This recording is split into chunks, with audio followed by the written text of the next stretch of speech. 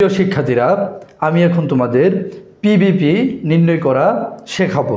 দেখো, এই পিবিপি নির্ণয় করতে গেলে মানে পেব্যাক পিরিয়ড, এটা যদি তুমি নির্ণয় করতে চাও তাহলে তোমাকে অবশ্যই তোমার নগদ আন্তঃপ্রবাহ প্রয়োজন হবে। নগদ আন্তঃপ্রবাহ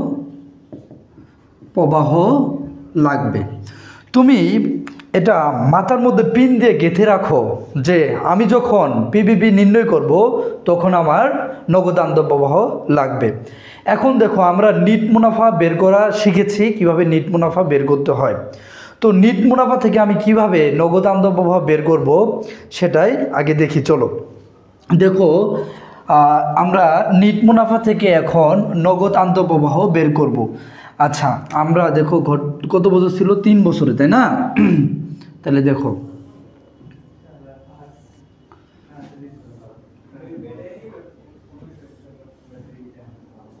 আচ্ছা আমাদের 3 বছর ছিল, তাই না?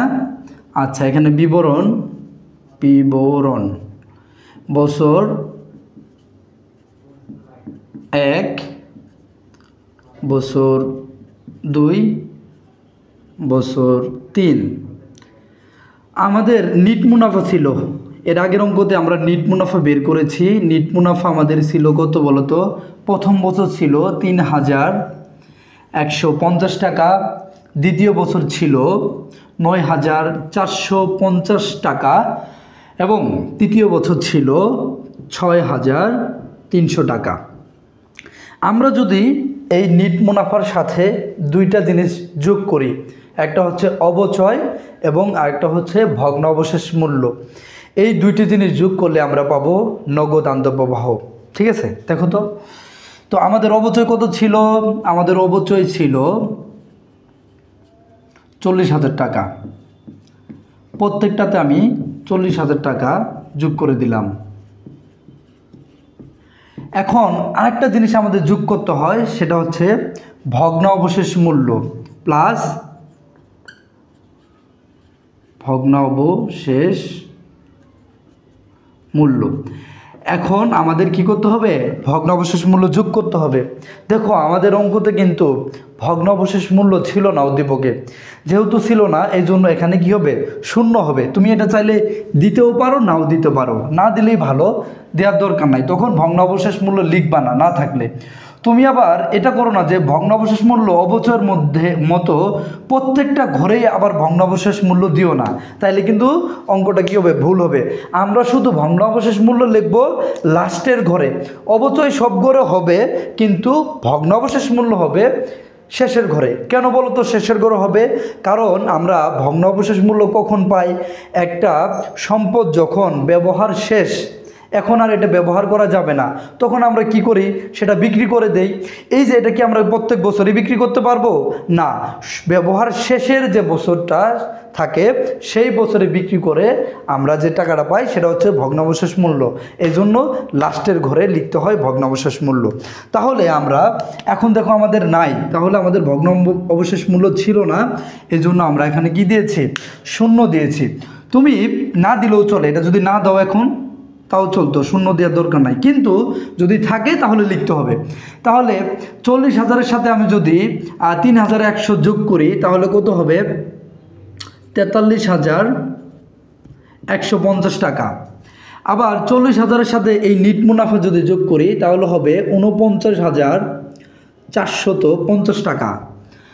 তারপরে দেখো, এই 40,000-এর সাথে যদি 6,300 যোগ করি তাহলে হবে 46,300 টাকা। এটার নাম দিব আমরা কি?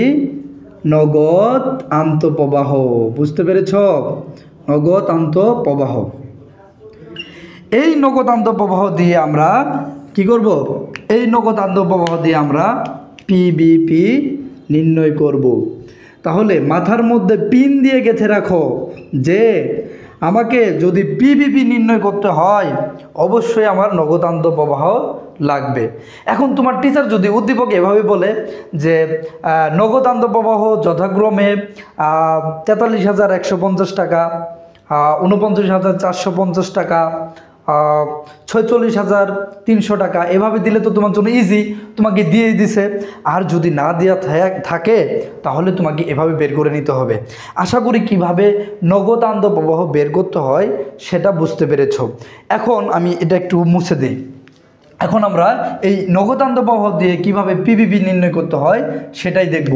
আমি নগদান্ত প্রবাহগুলো এদিকে একটু লিখে নিই। হ্যাঁ, প্রথম বছর ছিল কত 43,150, দ্বিতীয় বছর কত ছিল 49,450, তৃতীয় বছর 46,300। এটা আচ্ছা।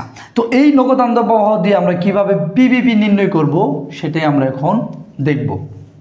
দেখো, তো আমাদের পিবিবি নির্ণয় করতে হলে আমরা তো সূত্রটা জানি। পিবিবির সূত্র কি? A plus NCO minus C divide by D।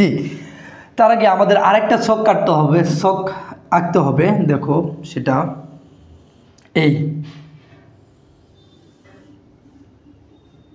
দেখি, এটা হবে তোমার বছর, এটা হবে কি বছর, এটা হবে নগদান্ত প্রবাহ, এটা হবে ক্রমযোজিত নগদান্ত প্রবাহ,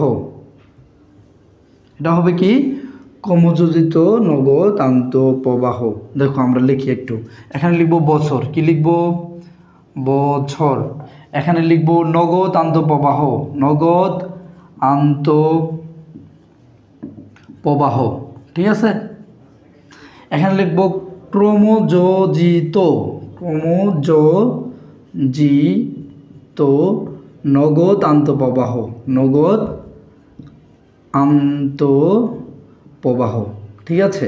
ভালো করে দেখো। তো দেখো আমরা এভাবে দিব।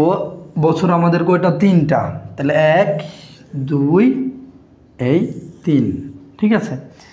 আচ্ছা, তো দেখো প্রথম বছর আমাদের নগদান্ত প্রবাহ কত ছিল? 43,150 টাকা। দ্বিতীয় বছর আমাদের অবচয় কত ছিল? দেখো 49,450 টাকা, 49,450 টাকা। তৃতীয় বছর আমাদের অবচয় কত ছিল? 46, অবচয় না, নগদান্ত প্রবাহ, নগদান্ত প্রবাহ কত ছিল? 46,300 টাকা।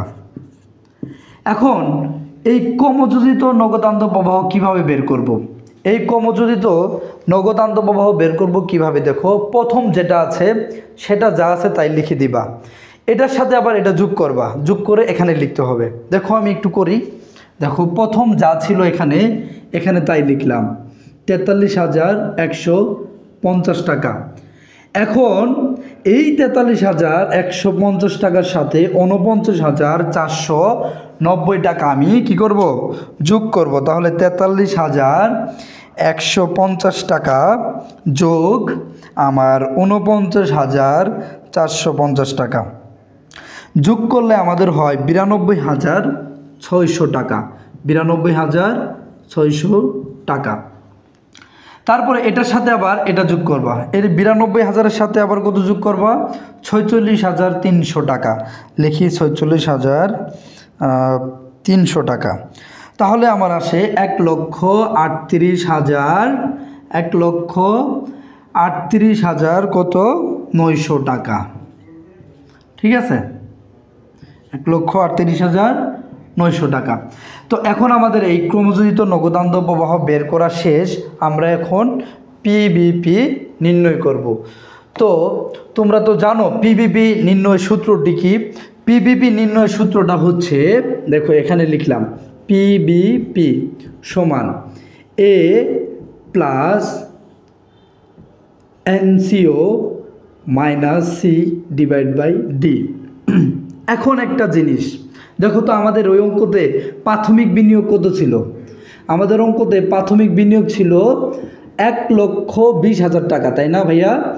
1,20,000 টাকা। এই যে এই NCO হচ্ছে 1,20,000 টাকা। এই NCO কি মানে হচ্ছে প্রাথমিক বিনিয়োগ, তার মানে এই NCO হলো এই প্রাথমিক বিনিয়োগ NCO, ঠিক আছে।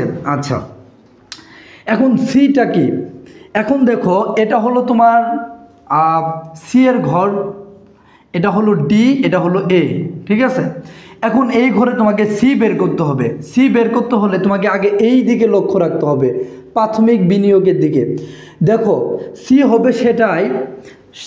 হবে সেটাই যেটা হচ্ছে 1,20,000 টাকা এই ঘরে যেটা আছে, অথবা 1,20,000 টাকার চেয়ে কম, 1,20,000-এর কাছাকাছি অথবা সমান যেটা, সেটাই হবে সি। ঠিক আছে, বেশি হলে হবে না। দেখো তো এখানে কোনটা কাছাকাছি বেশি, এটা তো অনেক, এটা তো 43,000 টাকা মাত্র, 1,20,000 টাকার কাছাকাছি কিন্তু না। এটা হলো এটা হলো 92,600 টাকা, এটা কাছাকাছি। ঠিক আছে, কিন্তু 1,38,900 টাকা, এটা তো 1,20,000-এর চেয়ে আরও বেশি, তার মানে এটা হবে না। সি হবে সেটাই যেটা প্রাথমিক বিনিয়োগ থাকবে সেটা বা তার চেয়ে কম, যেটা কাছাকাছি থাকে। যেটা দেখো তো এটা কাছাকাছি না 1,20,000 টাকার, তাহলে এটা আমাদের হলো সি। এখন এটা যদি সি হয় তাহলে আমাদের এ কোনটা হবে, এটার সোজাসুজি যেটা আছে বছর সেটা হলো এ।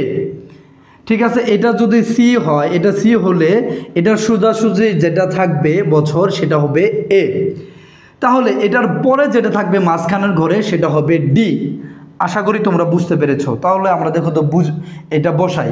তাহলে এ মানে কত, 2 প্লাস 2, তাই না, 2 প্লাস এনসিও কত আমাদের 1,20,000 টাকা, দিলাম 1,20,000 টাকা। আচ্ছা, এনসিও মানে কত, 92,600 টাকা, দাও 92,600 টাকা। আচ্ছা, ডি মানে হইলো এই নিচেরটা, ডি কত, 46,300 টাকা। তো আমরা এখন 2 প্লাস 1,20,000 থেকে বাদ দিব হচ্ছে 92,600 টাকা। 1,20,000 মাইনাস 92,600 টাকা, তাহলে আমাদের আসে 27,400 টাকা। আমাদের আসে কত, 27,000, আমাদের আসে দেখো 27,400 টাকা। এই 27,400 টাকাকে ভাগ দিব কত দ্বারা, 46,300 দ্বারা। তাহলে 2 প্লাস, এবার 27,400 ভাগ 46,300 টাকা ভাগ করলে আমরা পাই দেখো 0.59। অনেকগুলো সংখ্যা আছে, তুমি দুইটা সংখ্যা নিলে হবে। তাহলে এখানে যোগ করলে 2.59 বছর। ঠিক আছে, তো আমি কিভাবে এটা বের করলাম আমি আরেকটু বলি, দেখো আবার একটু বলি। দেখো পিবিপি এর সূত্র হলো এ প্লাস এনসিও minus C divide by D. এখন এই অঙ্ক করতে গেলে তোমাকে প্রথমে এনসিওতে তাকাতে হবে। এনসিও মানে হচ্ছে প্রাথমিক বিনিয়োগ। ওই যে আমাদের উদ্দীপকে যে ছিল প্রাথমিক বিনিয়োগ 1,20,000 টাকা, এটা হলো এনসিও। তাহলে সি কি, সি এর ঘর হলো এটা। সি হচ্ছে সেটাই যেটাও ধরো 1,20,000 টাকা, তার মানে এই প্রাথমিক বিনিয়োগের যেটা কাছাকাছি, সেটা কাছাকাছি বা সমান। যদি এখানে 1,20,000 টাকা থাকতো সেটাকে আমরা সি ধরতাম। ঠিক আছে, কাছাকাছি বা সমান, ওতে ছোট হওয়া যাবে কিন্তু বড় হওয়া যাবে না। বুঝতে পেরেছো? তো সি এর ঘর যেটা, সেটা সোজাসুজি যে ঘর থাকে বছরের, সেটা হচ্ছে এ, এবং ডি হচ্ছে তার নিচেরটা। তাহলে বিষয়টা কি এমন হইল না? দেখো তো, এটা এ সি আর নিচের ঘর যেটা থাকে এটা হলো ডি, এরকম আর কি। ঠিক আছে, বুঝতে পেরেছো? দেখো এটা হলো যে তুমি যে এই 1,20,000 টাকা তুমি যে বিনিয়োগ করেছো, এটা 2 বছর 5 মাস, তার মানে 2.5 বছরের মধ্যে তুমি এই টাকাটা তুমি কি পাবা, ফেরত পাবা। ঠিক আছে, তুমি যে প্রাথমিক বিনিয়োগটা করেছিলে 1,20,000 টাকা, সেটা হচ্ছে 2-2.5 বছরের মধ্যে তুমি কি ফেরত পাবা। এখন যদি তোমার দুটো প্রকল্প দেওয়া থাকে, যদি বলে কোন প্রকল্প গ্রহণ করব, যে প্রকল্পের পিপিপি সবচেয়ে কম বের হবে, কম সময়ের মধ্যে তুমি মূলধনটা ফেরত পাবা, সেটাই তো তোমার লাভজনক। ধরো এটা তো 2.25 বছর, আরেকটা যদি 1.5 বছর হইতো, তাহলে এটা আমার জন্য লাভজনক। ঠিক আছে, বুঝতে পেরেছো? আশা করি তোমরা এই জিনিসটা বুঝতে পেরেছো যে কিভাবে আমাদের পিপিপি বের করতে হয়। তো আমি দ্বিতীয় পর্বে তোমাদের এনপিভি এবং আইআরআর কিভাবে বের করতে হয় সেটা শেখাবো। এ পর্যন্ত সবাই ভালো থাকো এবং সুস্থ থাকো।